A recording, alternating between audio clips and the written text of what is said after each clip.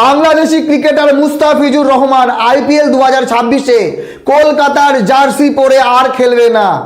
KKR jersey পরে মুস্তাফিজুর রহমান বল করবে, wicket নেবে, বাংলাদেশের জনগণ টিভির সামনে, গ্রাউন্ডে, মাঠে আইপিএল খেলা দেখবে।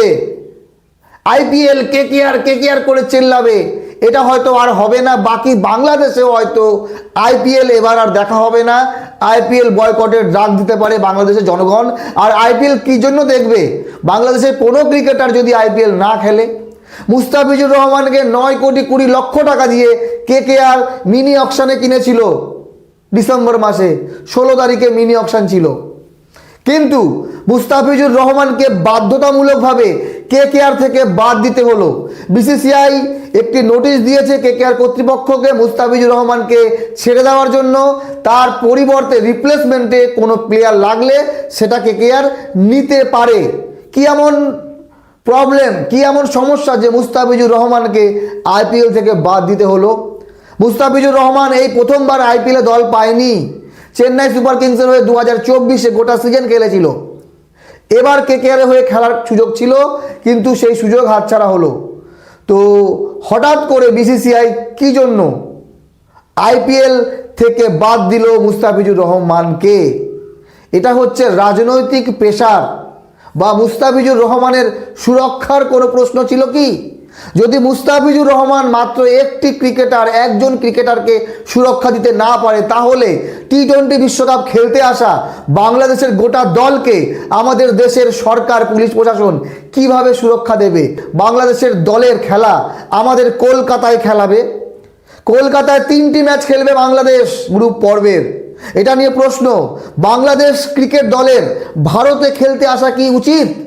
কমেন্ট করে আপনারা জানাবেন। শেষ পর্যন্ত ক্রিকেটে ধর্ম এবং রাজনীতি যুক্ত হয়েই গেল। কেন হলো, কিভাবে হলো সেটা আমার জানা নেই। তবে খেলাকে বলা হয় সব কিছুর ঊর্ধ্বে। বিশ্বে শান্তি রক্ষার জন্য খেলা, ক্রীড়া, অলিম্পিকের যে একটা আসর করা হয়, কেন করা হয়? বিশ্বকে শান্তির বার্তা দেওয়ার জন্য। ভারত এবং বাংলাদেশের যে সম্পর্ক সোশ্যাল মিডিয়ায় বা বাস্তব রূপে যতটুকু খারাপ, সেই খারাপটাকে ঢাকার জন্য, ভালো সম্পর্ক তৈরি করার জন্য খেলা খুব গুরুত্বপূর্ণ ভূমিকা পালন করে। মুস্তাফিজুর রহমানকে যখনই কেকেআর নিয়েছে দলে, টাকা ম্যাটার করে না, কত কোটি টাকা দিচ্ছে, মুস্তাফিজুর রহমান আইপিএল খেলছে, এটাই বাংলাদেশের ক্রিকেট প্রেমী মানুষদের জন্য অনেক বড় কথা। প্রত্যেকেই খুশি ছিল, প্রত্যেকে বলেছিল এবার কেকেআরকে ফুল সাপোর্ট করব, বাঙালির হয়ে পাশে আছে। এই জিনিসটা কিন্তু থাকলো না। বাংলাদেশের জনগণ কেকেআরকে আর সাপোর্ট করবে কিনা বড় কথা না, আইপিএলই দেখবে না। আমরা যেমন ভারতীয় ক্রিকেটার আমাদের কোনো লিগ খেলতে যায় না, বিদেশি লিগ, সেই জন্য বিদেশি লিগ নিয়ে আমরা কিন্তু মাথা ঘামাই না, দেখি না। আমরা আইপিএল নিয়ে পড়ে থাকি, কারণ আইপিএলে আমাদের ভারতীয় ক্রিকেটার খেলে। তেমনই তো বাংলাদেশ এবং ভারতের সম্পর্ক এখান থেকে কি আরও খারাপ হবে? এরপরে ভারত যখন বাংলাদেশে খেলতে যাবে, তখন বাংলাদেশের জনগণ ভারতীয় ক্রিকেটারদের সঙ্গে কেমন আচরণ করবে? আর বাংলাদেশ যখন ভারতে খেলতে আসবে বিশ্বকাপে, ভারতীয় জনগণ বাংলাদেশি ক্রিকেটারদেরকে কেমন সম্মান দেবে? এটা দেখার বিষয়। বাকি বেশি কিছু বলার নেই।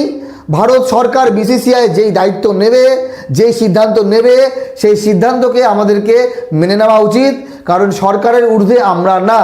বাকি কেকেআরের জার্সি মুস্তাফিজুর রহমান এবছর আর পড়তে পারলো না। আর বিসিবি এর পরে হয়তো আইপিএলের কোনো নিলামে বাংলাদেশি ক্রিকেটারকে অনুমতিও দেবে না সম্ভবত, কারণ একরকমভাবে বাংলাদেশ ক্রিকেট বোর্ডের অপমান হলো, বাংলাদেশের ক্রিকেটারের অপমান হলো, আর ক্রিকেটের সৌন্দর্য কোথাও না কোথাও এখানে নষ্ট হলো আমার মনে হয়। ক্রিকেট এটা না যেটা হচ্ছে, ক্রিকেট একটা আলাদাই জিনিস।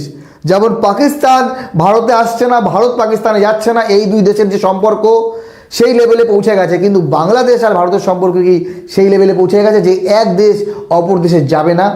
মতামত জানাবেন, ভিডিওটি প্রচুর পরিমাণে শেয়ার করবেন। মুস্তাফিজুর রহমান ডিজার্ভ করে আইপিএল খেলা, কিন্তু পরিস্থিতির চাপে তার আর আইপিএল খেলা হচ্ছে না। ভালো থাকবেন সবাই, ধন্যবাদ।